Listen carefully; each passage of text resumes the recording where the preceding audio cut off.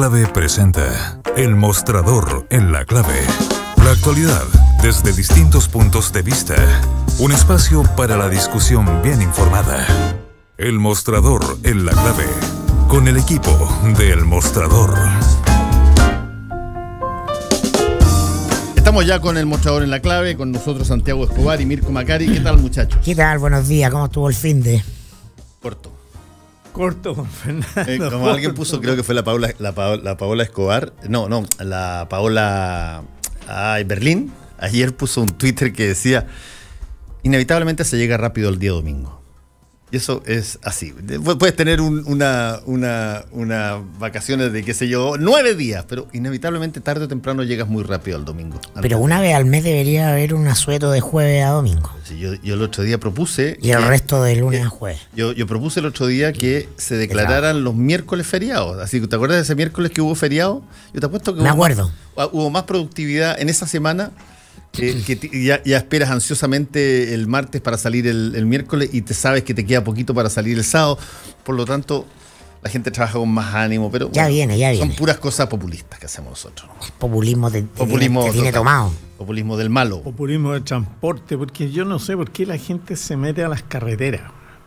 ¿Pero por quién se va a meter a las carreteras? No, porque ese afán de tener que salir y entonces empiezan a alargarse. Y de viajar a las horas en que todos viajan. ¿Ah? Porque la verdad es que cuando yo me iba mucho al litoral en esos fines de semana largos o cortos, como fuera, pero siempre viajando a las 12 de la noche, a las 1 de la mañana, nunca con taco, durmiéndome una rica siesta después de comida y antes de salir, en fin. Es decir, una planificación de viaje relajado, ¿me entiendes? Pero toda la gente se mete exactamente a las 12 del día, a las 11 de la mañana. Es que en esta incivilización territorial llamada Chile, no todos piensan y funcionan así racionalmente. Pero si eso no es racionalmente, yo creo que a la gente le gusta estar achoclonado, le gusta verse, le gusta convertirse. ¿Te acuerdas del cuento de Julio Cortázar, Autopista del Sur? Exactamente. Maravilloso. La chica del Dofín. De eso me acuerdo, de la niña del Dofín, que era el auto. El auto del momento, sí. La Autopista del Sur es extraordinaria. Pero dígame, a ver, usted que es abogado plenipotenciario, Santiago Escobar, ¿cómo ve esta situación del señor Palma Salamanca? Bueno, yo creo que hay poca sutileza en el análisis del gobierno y en general de Chile, porque nos sentimos ofendidos, etcétera.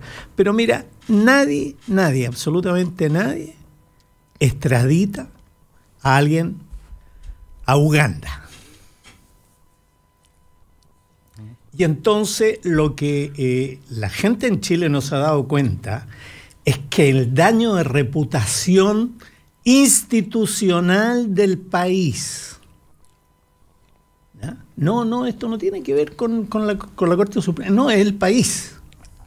Que el daño de reputación que le hizo, por una parte muy buena reputación, muy civilizada, la transición, como dice Mirko, ¿no es cierto?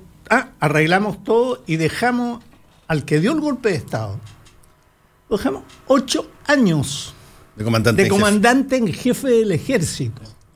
Como dice Eduardo Santos, gran amigo, dice, haciendo que los civiles mandaban y los otros haciendo como que los militares obedecían al mundo. Y déjame agregar una cosa que puede ser polémica. Voy a agregar una cosa polémica. Además, agrégale que habiendo terminado todo el proceso, faltando solamente el fallo en el caso de Pinochet, el juez no fue culo a hacerlo. Exactamente. Y tuvo que inventar una pelea para que lo sacaran. Entonces, aquí hay una cosa y eso en Europa es inaceptable. Eso es inaceptable. Entonces, en el mundo real, aquí hay una cosa muy poco fina.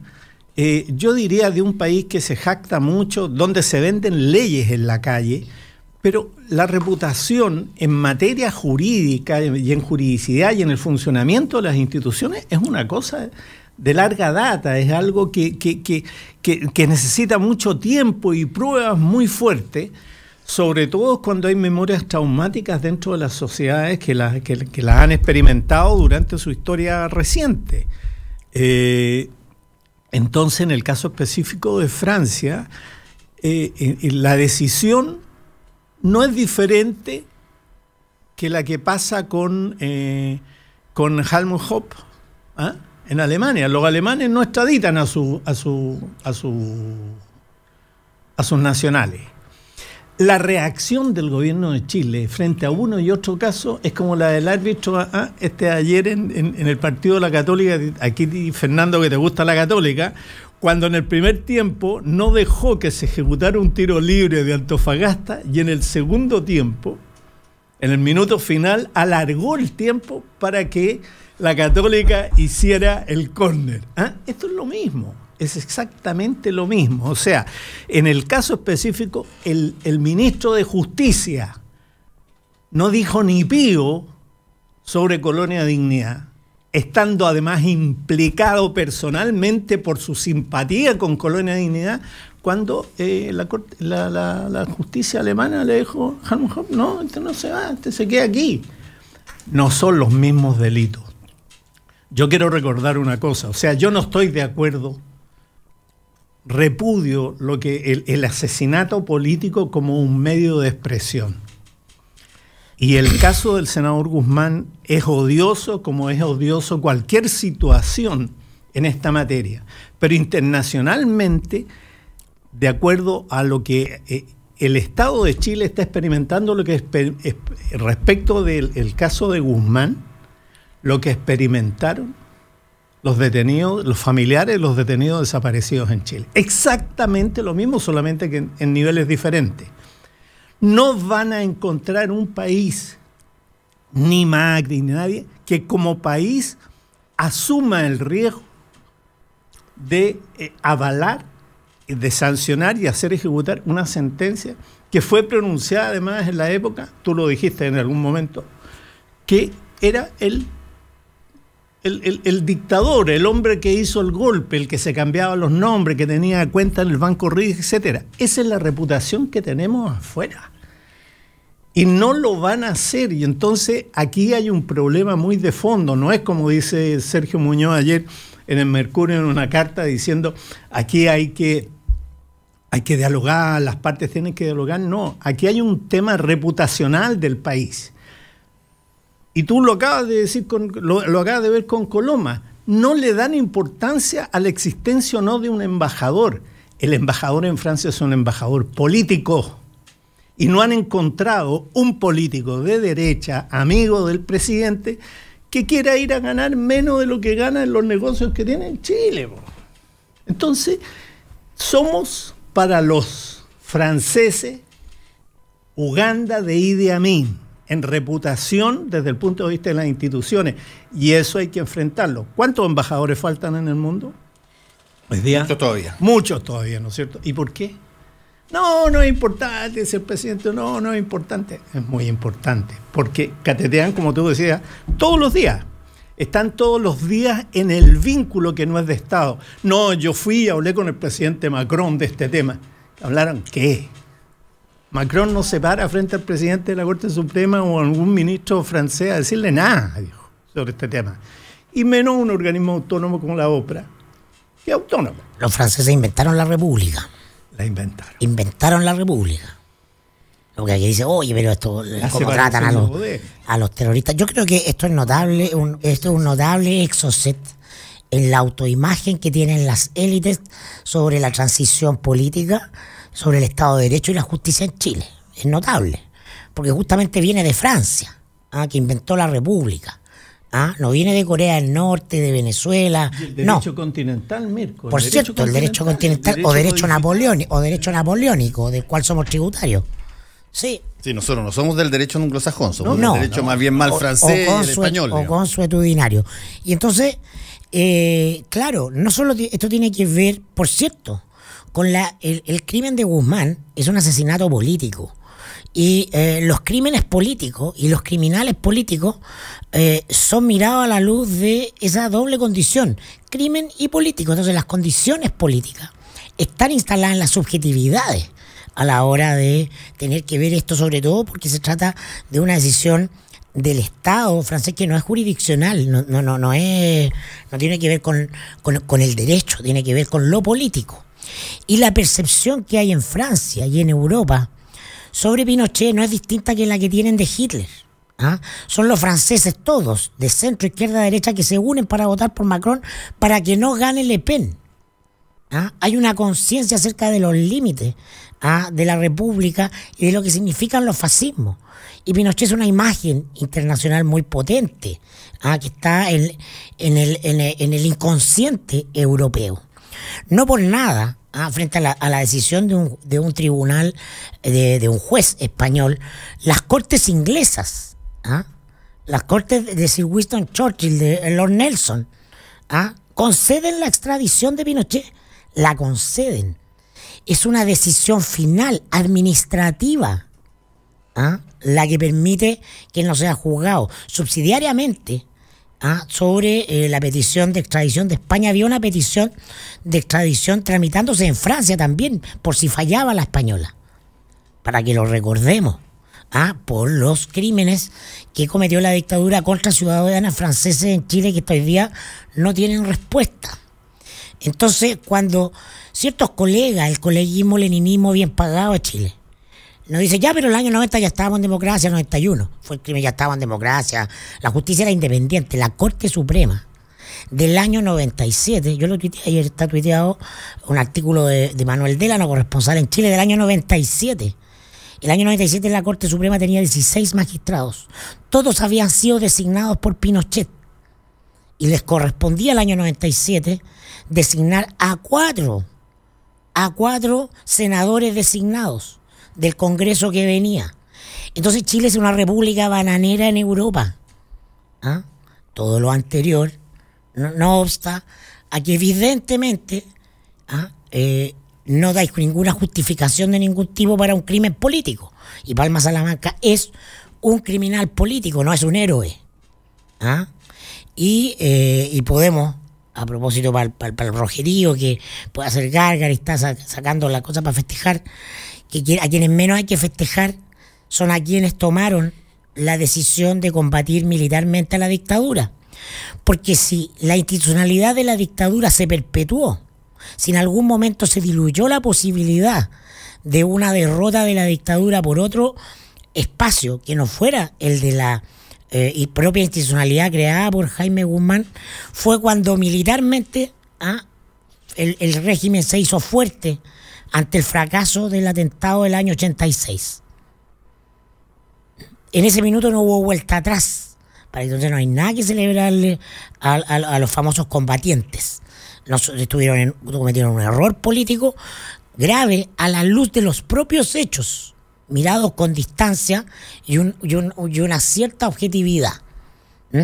Entonces, esa es la situación. Sin embargo, uno sigue viendo a los políticos chilenos, como bien dice Chago, haciendo gárgaras sobre esta eventual falta de respeto de la institucionalidad francesa. Nos instala, desde el punto de vista virtuoso, lo que queríamos hacer como sociedad, preguntarnos, oye, ¿qué hemos hecho mal?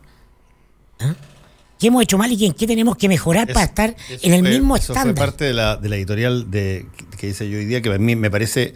No te alcanza a escuchar. Está bien, me parece interesante, interesante eso. El que, para todos los efectos prácticos, nosotros acá damos la sensación de que las preguntas difíciles respecto de la justicia en Chile no tocan a los administradores de esa justicia. Mira tú,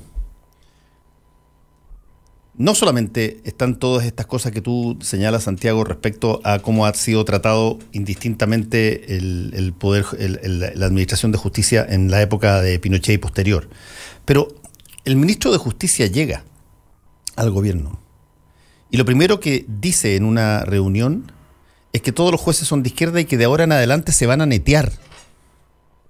Puede haber sido un dislate, puede haber sido una cosa que se le ocurrió, de lo que tú quieras, pero tú estás juzgando a una persona ya que te dice, mira, los jueces van a ser colocados con un criterio político determinado y no con un criterio técnico, porque allá el ministro cree que es la única forma de compensar un desequilibrio en el Poder Judicial. Eso debe haber causado más daño probablemente que un montón de otras cosas. En un momento dado en que se estaba tramitando el que se le otorgara a la justicia chilena la capacidad de poder ver el caso de Palma Salamanca en términos de un Estado de Derecho. Y creo que desde ese punto de vista, miremos las encuestas nuestras. Si no hay que ir muy lejos. Las encuestas nuestras, todas, no importa si son del CEP o de Libertad y Desarrollo o son de cualquiera, Conecta, todas colocan al Poder Judicial dentro de los más bajos niveles de aprobación. De prestigio. Y de prestigio. De prestigio. Y por lo tanto, en algún momento dado, alguien, al margen de la situación de Palma Salamanca, pero tiene que preguntarse, a ver, ¿qué imagen damos sobre cosas que nosotros necesitamos que tengan una solidez absoluta?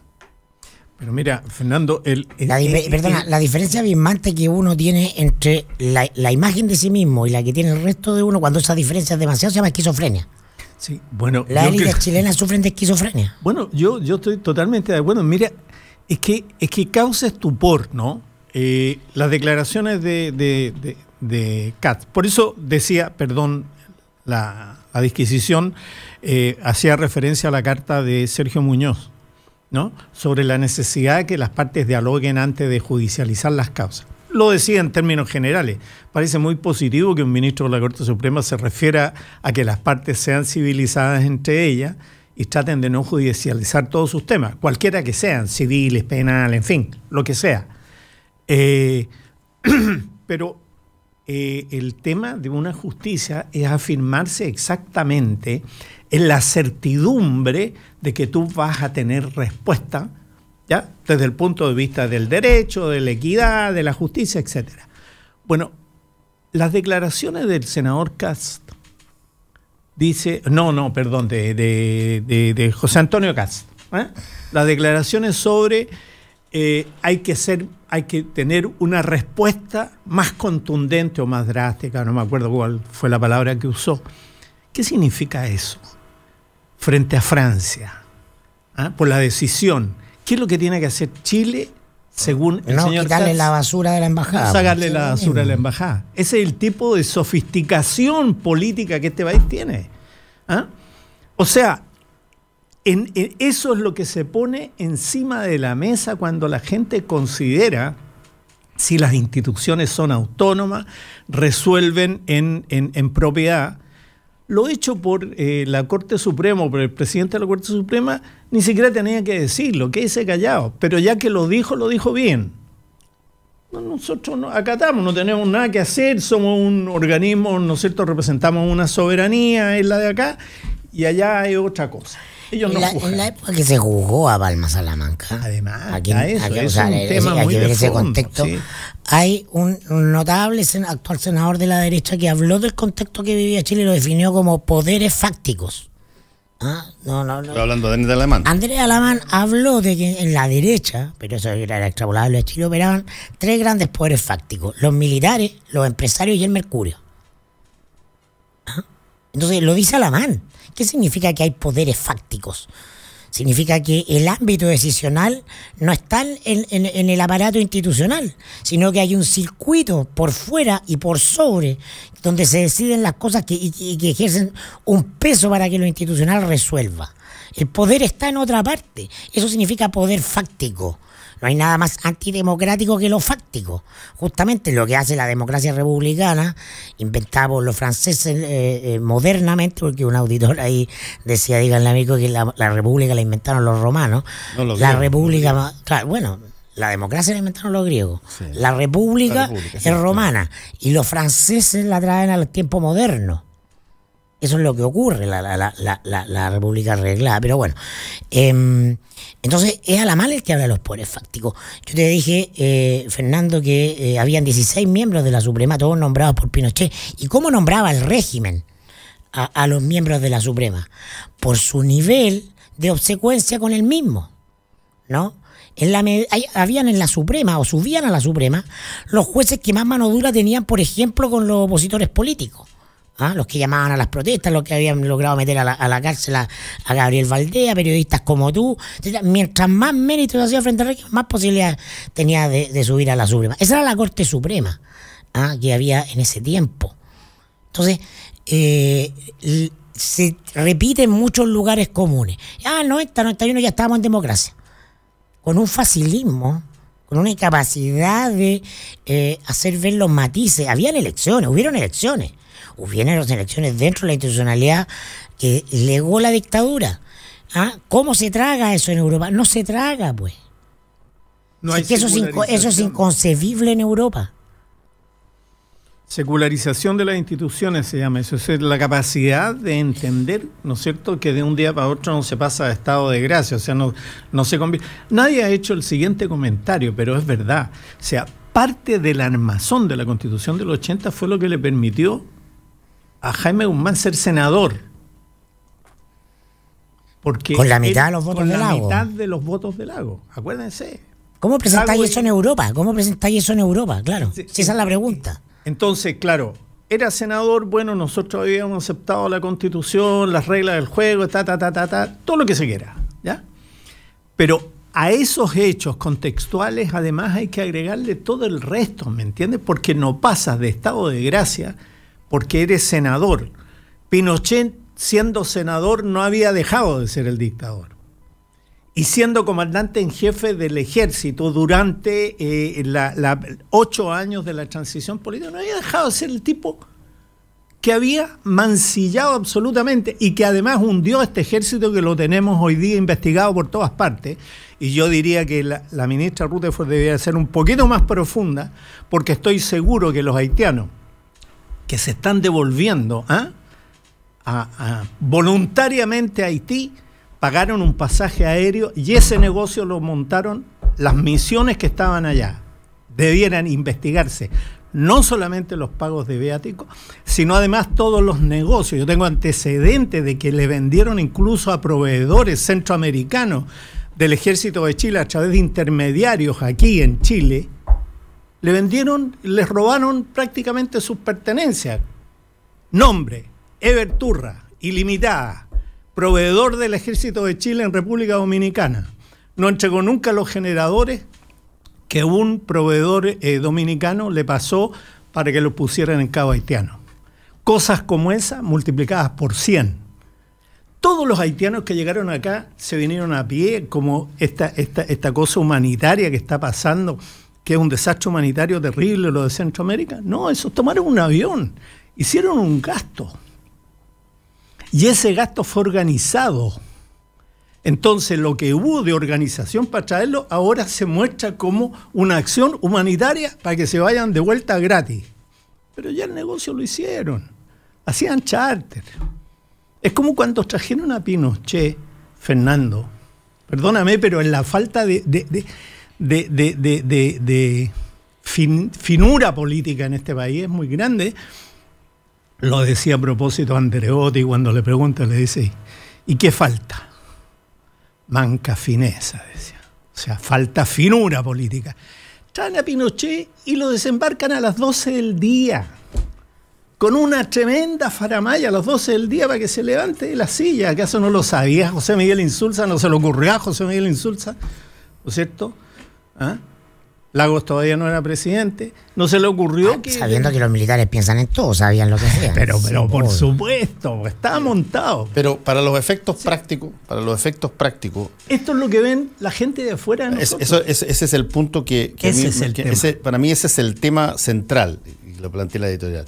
Aquí hay una mirada que coincide con lo que los chilenos piensan del mismo poder en las encuestas. Sí, pero no coincide con lo que la élite habla o mira o plantea.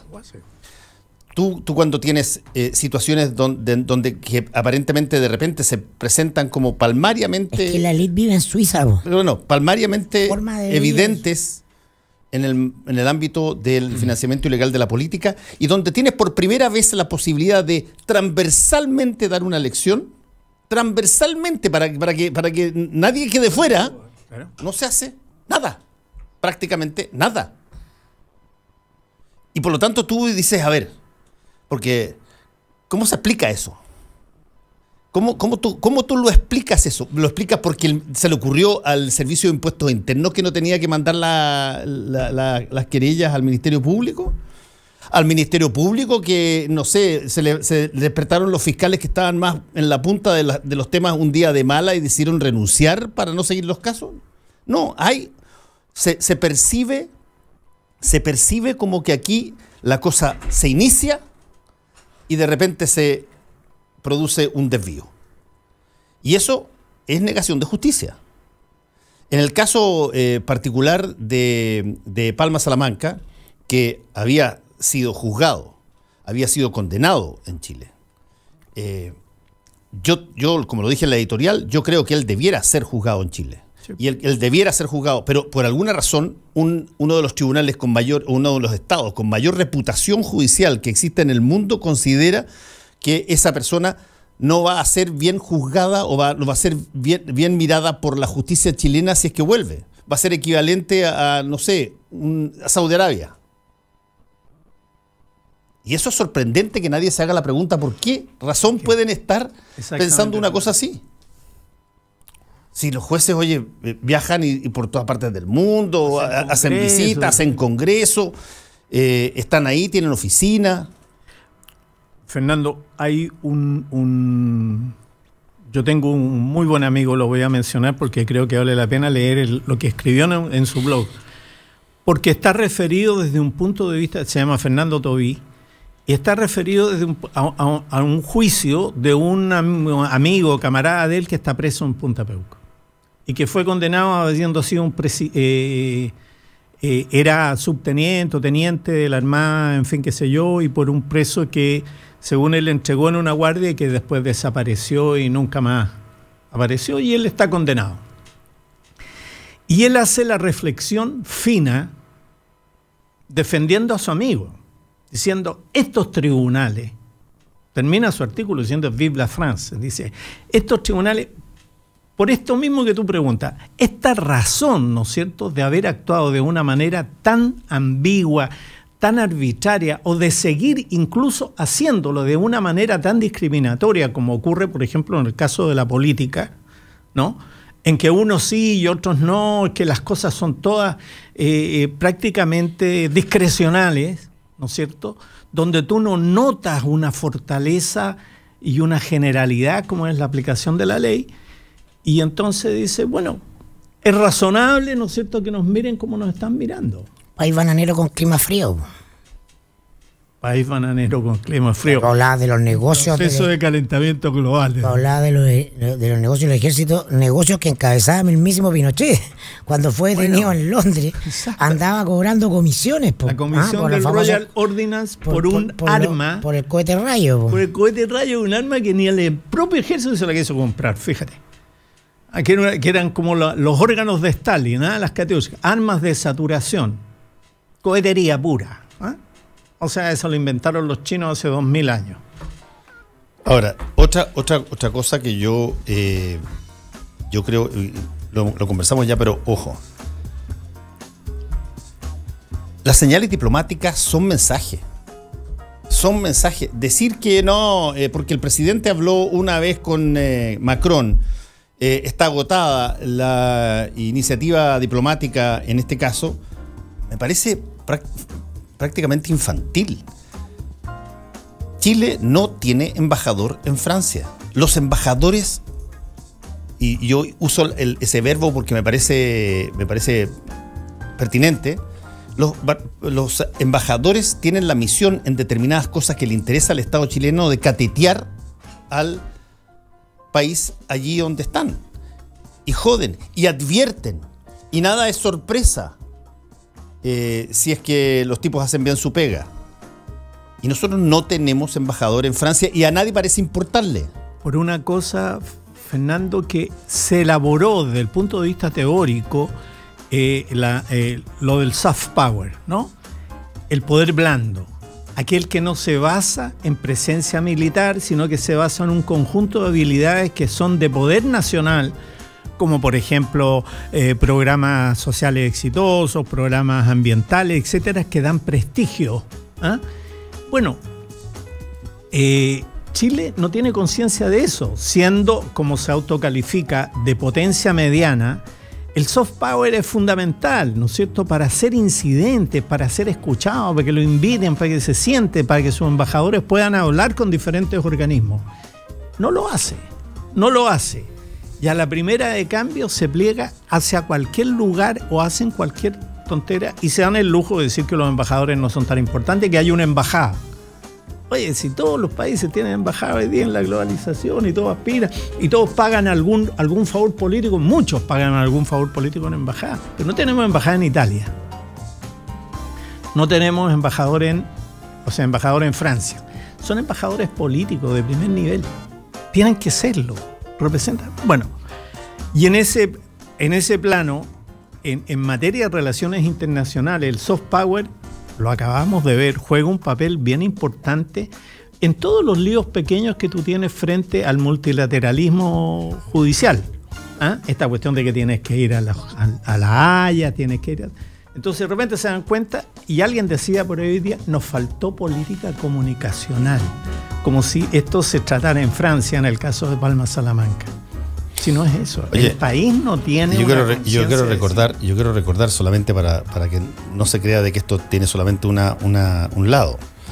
Cuando la justicia alemana rechazó la extradición de Helmut Hoppe, ¿te acuerdas tú que había sido condenado en Chile? Aquí saltaron todos diciendo de que en realidad la justicia alemana tenía toda la razón para mantener a Hoppe en Francia y que no viniera acá porque el juicio acá había sido cargado. Entre otras cosas.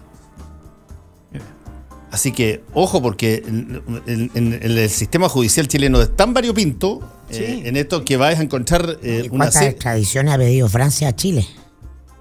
Por violación a los derechos humanos contra ciudadanos franceses. Sí, ¿cuántas se han concedido? Ni una. 13 son. Vamos a hacer un alto y volvemos. Justo al mediodía, de lunes a viernes, Cónclave Deportivo. Entregamos fútbol primero que todos. ¿Dónde quedó el famoso recambio cuando yo veo debutar ayer a un muchacho de 29 años que duró un tiempo? ¿Dónde quedó el recambio cuando uno ve que Diego Valdés no toca la pelota en todo el partido? ¿Dónde quedó el recambio cuando uno ve que las figuras de la selección siguen siendo Vidal, Sánchez, Medel? Ahora, a mí me queda la sensación de que el técnico o no ve fútbol, o no sabe de fútbol, o se le olvidó el fútbol.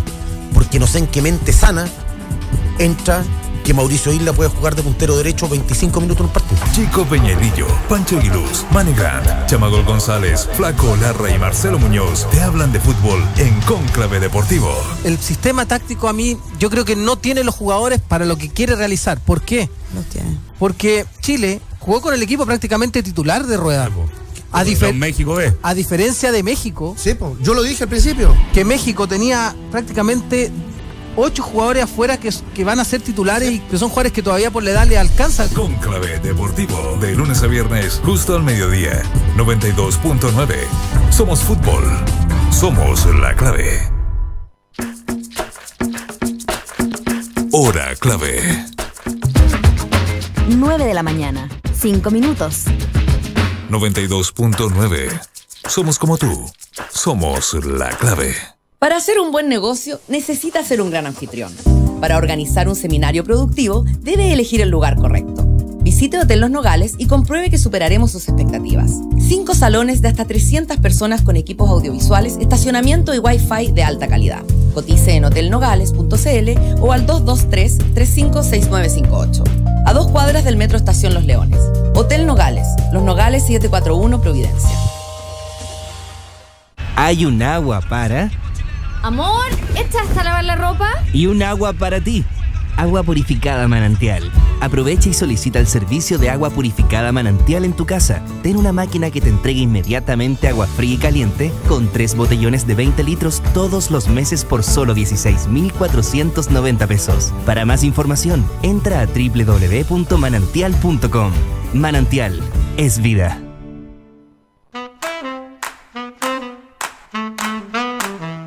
Los que sabemos de café, conocemos el secreto. Hace más de 75 años que en Cabrales buscamos en las plantaciones los mejores granos para darte el mejor café como a vos te gusta. tostado por manos expertas, de exquisito aroma y sabor y en todas las variedades. Cabrales es ideal para disfrutar en todo momento y lugar. Cabrales significa buen café. Encuéntranos en los mejores hoteles, restaurantes, cafeterías y supermercados del país. Pedí una demostración en cafecabrales.cl y descubrí por qué somos el café número 1 de la Argentina. Cabrales, dedicados al café.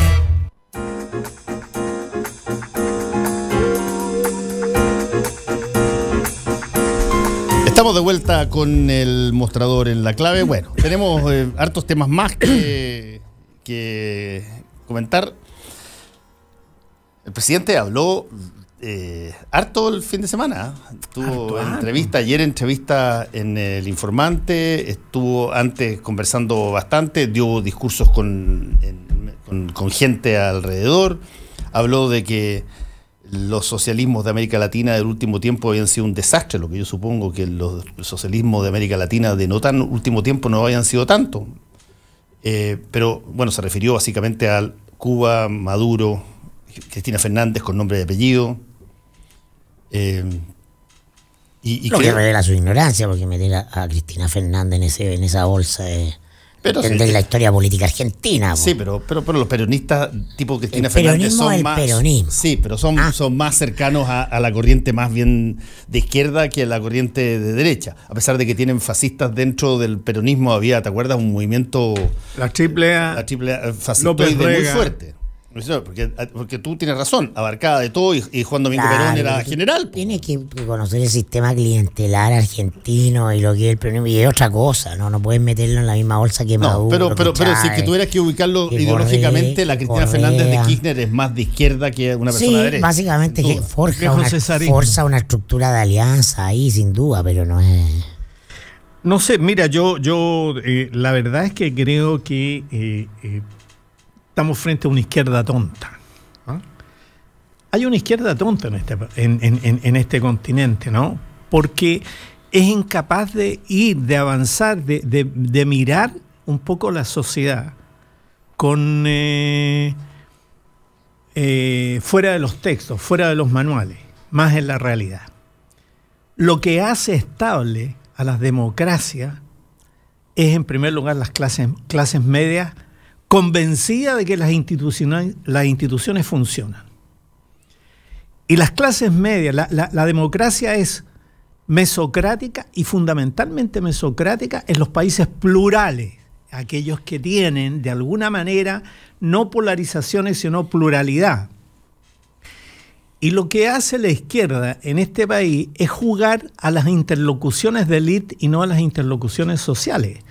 O sea, aquí, por ejemplo, y yo diría la izquierda defiende a Chávez, o defiende a Maduro, o defiende a Evo Morales, en fin, que son procesos que absolutamente introvertidos, es decir, volcados sobre sí mismos, buscando apoyos externos y los transforman en modelos de seguimiento. Y mucho del periodismo hace un seguimiento. Estoy de acuerdo contigo. Y mucho del periodismo hace un seguimiento. Entonces te llaman para preguntarte, oye, ¿tú ves que hay un movimiento hacia la izquierda? No. Son movimientos personalistas que terminan y además revelándose como que buscan necesariamente perpetuarse en el poder. Digamos. Claro. Y entonces la defensa que se ha hecho, la crisis humanitaria de Centroamérica, alimentada además por la situación de Venezuela, donde se violan los derechos humanos, donde hay, digámoslo claramente, un tipo que debe estar en la lista de la DEA, Diosdado Cabello. Si son delincuentes en el poder político y entonces están matando la democracia o la posibilidad de la construcción de instituciones que le den garantías a todos, porque eso es la democracia. Y entonces, resulta que viven defendiendo y a última instancia y no se viola los derechos humanos. La democracia. La libertad, Fernando, la libertad de expresar opinión, esto que estamos haciendo aquí, de alguna manera, es el más preciado de los bienes supraconstitucionales. Y si no lo podía hacer, claro, nada vale. Todo el resto es. Lo de Venezuela. En Cuba no podríamos hacer el mostrador en la clave. No, pues no podríamos hacer el mostrador en la clave en Cuba, y en Venezuela tampoco. Y en Bolivia lo más probable es que tampoco. ¿Ah? Porque aunque no creamos, yo conozco personalmente a Evo Morales porque me tocó recorrer con él parte del Chapar en una misión humanitaria en la época que él era presidente del Sindicato de Trabajadores del Trópico de Cochabamba. Tipo cautivante, en fin, qué sé yo, todas las cosas, pero hoy día convertido en un dios sol. ¿Ah? Que quiere seguir siendo, es milenarista. O sea, hasta más allá del bien y del mal. Yo lo que digo, la izquierda, sin mirar esto, sin hacer el discurso de la realidad, es una izquierda tonta. Sigue leyendo a Carlos Marx, y Carlos Marx incluso desconfiaba de los rusos. hablaba mal de los rusos. No, pero yo tengo la impresión que el gran problema, ya que estamos hablando de izquierdas y derechas, el gran problema de la izquierda es que se fascinó con los líderes, se fascinó con los personajes que salían y no con los procesos. Porque antes de ser izquierda en eso discrepo contigo. Yo creo que tenían que haber leído más a Marx de lo que lo leyeron. Porque antes de ser izquierda son América Latina, son latinoamericanos, y en Latinoamérica nos gustan los caudillos. Claro. Pero si esa es la discusión entre Kautsky y Lenin, ganó Kautsky. Si la sociedad de bienestar, que hoy día la están desmontando las ultraderechas, la sociedad de bienestar debe ser la gran opción en países plurales. Si tú no vas a repartir ni vas a tener todo a favor del Estado, nada, tú no vas a repartir todo, no vas a tener igualdad. Sí de oportunidades, sí de acceso cultural, sí de velocidad y vivir en el tiempo real. Y las izquierdas de eso, cero. Por eso es que yo creo, a mí me gustaría alguna vez, conozco que lo he dicho en varias editoriales acá, que se explorara el cambio del sistema político presidencial. Si el sistema político presidencial, como el caso chileno, donde tú tienes 4 años sin reelección, entonces por lo tanto tiene que redituar el presidente lo más rápido posible, porque si no se le fueron ya su periodo, exacerba el culto a que tú estés todo el tiempo presente, todo el tiempo hablando, todo el tiempo una egomanía gigantesca, porque todo tiene que ser atribuido. Los voceros solamente hablan del presidente y de nadie más. Los otros ministros no existen porque tienes que reflejar todo en la persona, porque le tiene poco tiempo para gobernar. Mientras que en los sistemas parlamentarios, quien gobierna puede ser fruto de una casualidad o una casuística que eventualmente te genera una determinada mayoría, y eso continúa y nosotros tenemos ese problema. Tenemos el problema de fascinarnos con personajes. Y cuando no hay personajes decimos que no hay política. Y con escenarios finales. Y la prensa idem. Pero absolutamente, pues la prensa en gran medida sigue, ¿para qué estamos con cosas? Sigue el esquema propio de Hollywood. Tú sigues a quién en Hollywood, sigues a las personas acá allá, o al cantante tal o al cantante cual. Espectáculo. Un poco lo que pasa también con la lógica deportiva. Nunca es mejor un equipo que cuando combina bien, pero sin embargo tú tienes la opción también de reflejarlo todo en el líder del equipo, o en el goleador, o en el tipo capo. Fernando, ¿a ti qué te gusta? Tú que tienes cultura anglosajona norteamericana. Hay un cientista político, ya muerto, Karl Deutsch, que escribió Los nervios del gobierno. Y él dice que hay un aprendizaje en proceso. Él desarrolla toda una teoría sobre el modo de tomar decisiones en el aparato de gobierno. Le llaman Los nervios del gobierno, un libro clásico de la ciencia política. Y ahí el aprendizaje en proceso que dan los sistemas de input y output, de sistemas que interactúan entre sí, es fundamental. Y ese aprendizaje en proceso es mucho más fácil ¿cómo se llama? En países que han optado por el régimen parlamentario, que por un régimen presidencialista que se basa en la autoridad.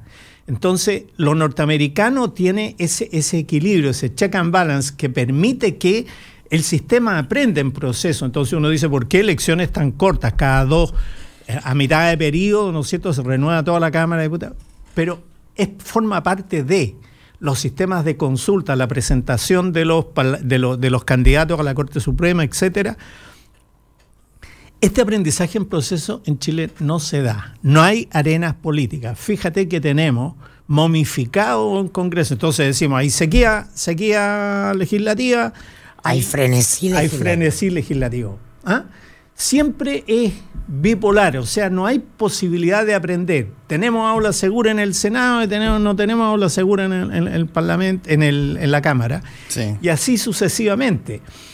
Y luego, en este proceso de aprender en proceso, mover las cosas fundamentales como la reforma tributaria, una reforma al sistema de pensiones o una reforma al sistema de salud, te lleva el periodo completo.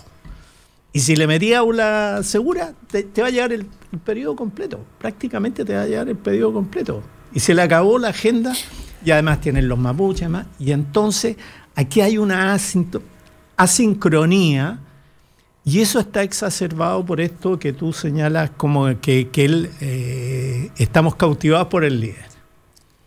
Por la idea del liderazgo. Y la verdad es que yo no sé cómo van a entrar a esto los gobernadores provinciales. Si van a entrar como liderazgos regionales o van a entrar como institucionalidad nueva.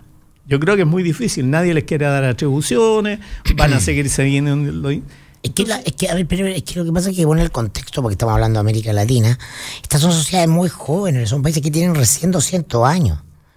¿Cómo eran los países europeos cuando tenían 200 años?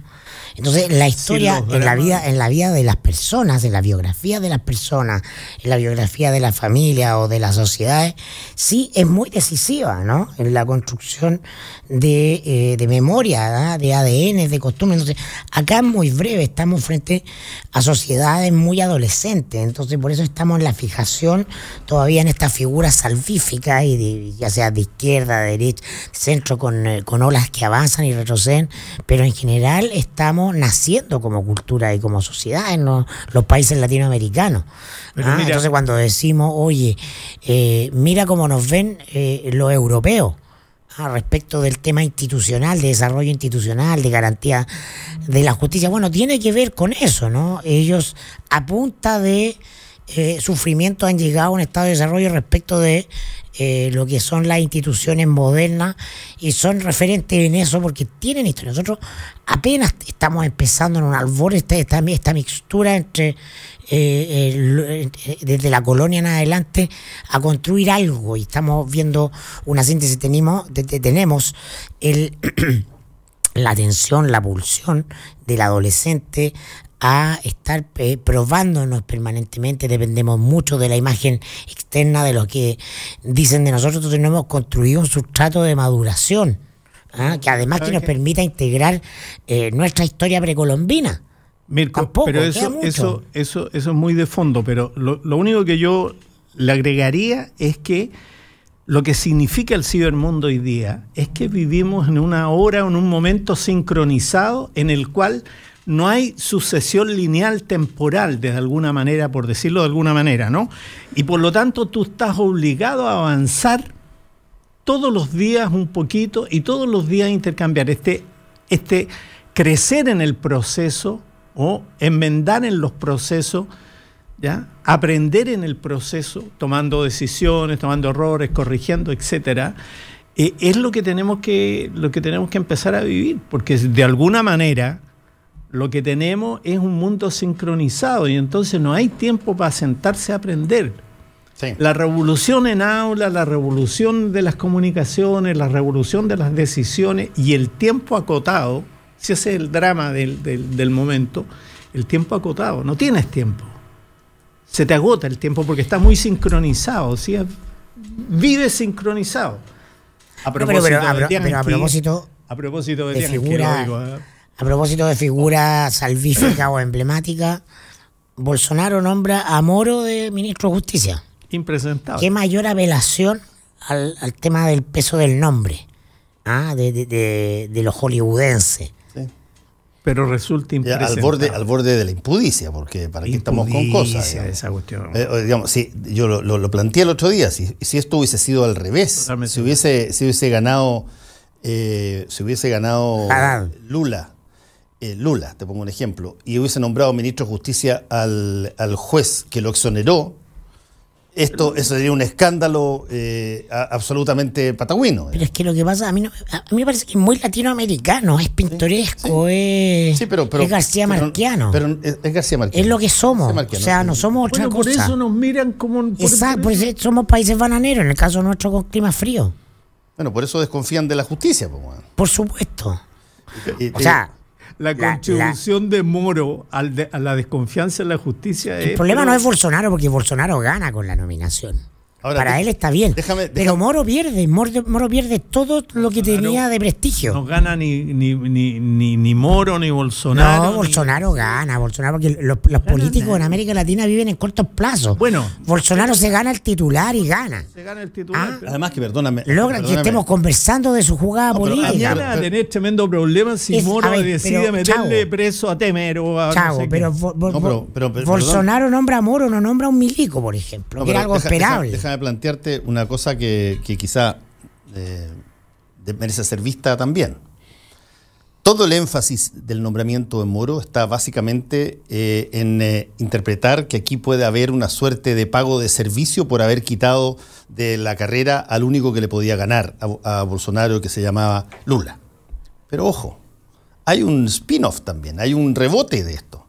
Porque Moro fue el que metió preso a todos los ejecutivos grandes de las estas, y por lo tanto también hay hasta cierto punto un grado de término en el proceso que tiene todavía a una serie de grandes jerarcas económicos y empresarios que no me cabe la menor duda, muchos de ellos financiaron y votaron por Bolsonaro y que están en la lista de poder caer en función del escándalo de Lavallato. Pero yo interpreto, yo estoy totalmente de acuerdo contigo, creo que es muy fino lo que tú estás diciendo, porque de verdad es el fin de la guerra civil entre empresarios. La subida de Moro es el fin de la guerra civil entre empresarios.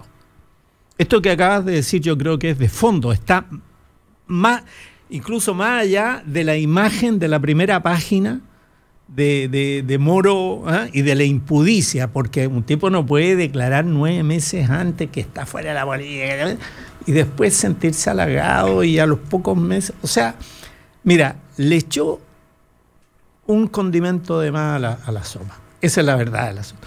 Pero detrás está este tema, porque lo que había en la corrupción brasileña era una guerra civil, además de poderes económicos adentro. ¿Ya? Sí, fuerte. ¿Ya? Que es muy fuerte, y eso quedó demostrado con el gobierno de Temer y con la destitución de Dilma, por los movimientos que hubo, etcétera, que bueno, es para gente tal vez más especializada que nosotros. Pero lo que quiero decir es que tú tienes toda la razón, y ahí hay una cosa a la que todavía no se ha manifestado. Ayer vi por segunda vez, porque la película salió hace poco, pero la vi por segunda vez. Porque me pareció que tenía cosas. Véanse una película que se llama La Purga, cómo comenzó todo. La Purga es una serie, o sea, una película, es una trilogía ya a esta altura, donde en Estados Unidos, para eliminar la delincuencia y toda la cuestioncita, se da 12 horas, una vez al año, 12 horas de justicia cero. Tú puedes hacer lo que tú quieras en 12 horas. Salir a matar al gallo que sé yo, que se rió de ti en el colegio, qué sé yo, todo, menos balear a los policías. La policía no actúa ese día, 12 horas, nada, solamente el mundo civil.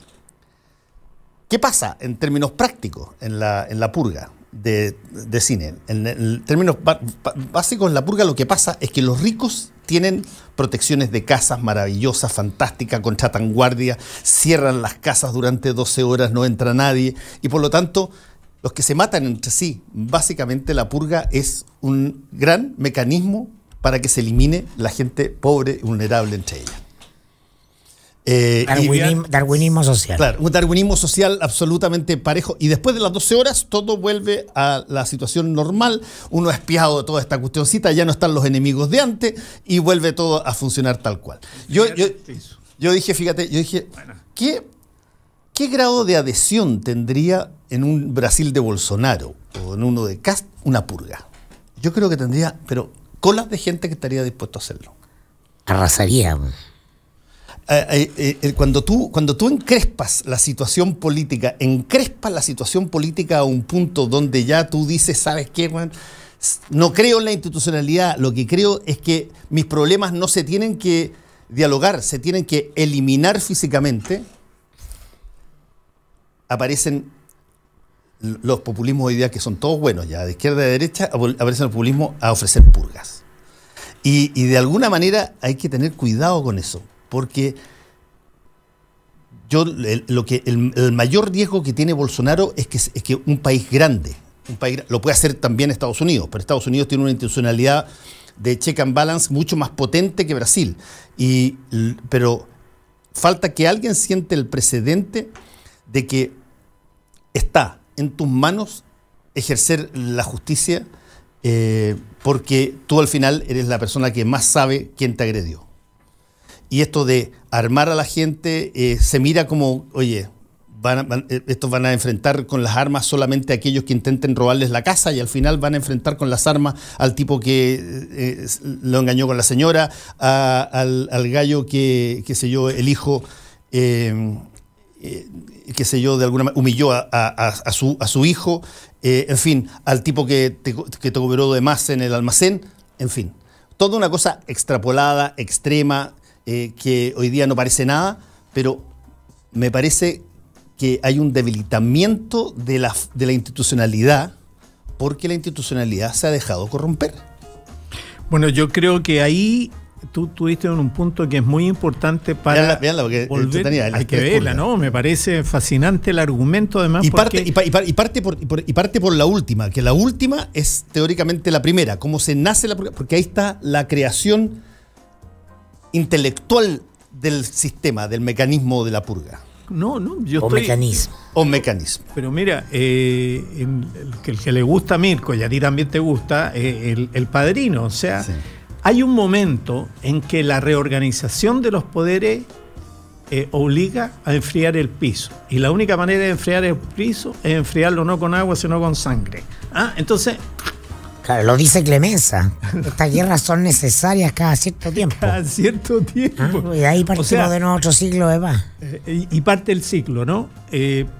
Yo creo que la diferencia entre los populismos y la democracia está en la institucionalidad.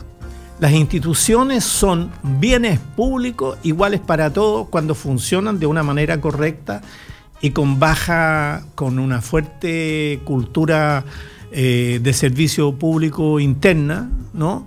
Una cohesión cultural interna en ese sentido, ¿no es cierto? Y entonces el tipo no recibe ni un pago ni un premio, recibe su sueldo, etcétera, etcétera.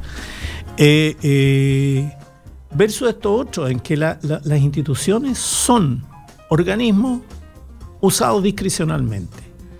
Y en eso la izquierda y la derecha es exactamente lo mismo. Tratan de influir al servicio de impuestos internos, tratan de usar la recolección de dineros de manera A, de manera B, para unos sí, para otros no, etcétera. Y eso fue los gobiernos de Bachelet, eso fue Peña y Lillo, y eso fue la dictadura, y eso fue desde el punto de vista de la relación en el uso instrumental de las instituciones. Y yo creo que ahí hay un punto, además, que las izquierdas, que nunca han trabajado, me gusta hablar de la izquierda porque han sacado mucho pecho con esto de que ir a la moneda es signo de madurez. Perdónenme, o sea, la moneda hace actores políticos invitándolos a entrar al palacio y después los suelta, porque esa es la función, esa es una función fundamental. Bueno, y entonces desde ese punto de vista las instituciones, fíjate que en el aparato en la encuesta de poder de CADEM no figura la Contraloría. ¿Se fijaron o no? Y todos los que, la que viene el fin de semana, y todos los que figuran en el primer lugar como la gente más poderosa son los jefes de servicio. O sea, podían haberse evitado. Son los que salen en la prensa. No. Si todo tiene que sí, es de los que más se habla. Se podían haber evitado todas las encuestas, ya el puesto del presidente de la República y Chadwick, porque son los que designan los funcionarios, punto. El resto no. Nos tenemos que ir. Muchas gracias a Mirko Macari, Chaco Escobar. Volvemos. Chao. Actualidad con ojo crítico, información desde distintos puntos de vista y discusión bien informada. Fue El Mostrador en la Clave, con el equipo del Mostrador y Combinación Clave.